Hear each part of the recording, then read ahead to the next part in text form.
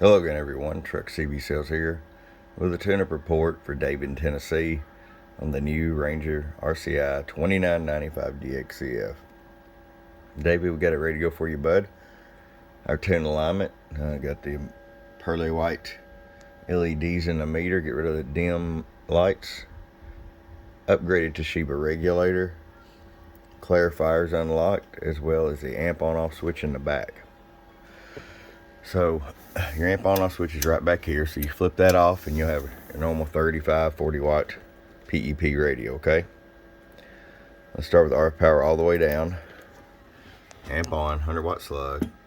We get you set around 4 watts, that way you get full adjustability if you decide to run an amp. And just about 37 watts all the way up.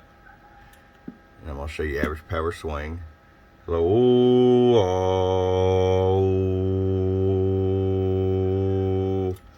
About 72 bird.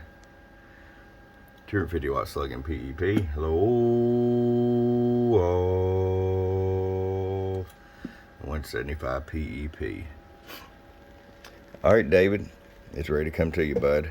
Sure hope you enjoy it. From your friend Truck at www.truckscvsales.com. Bump bump.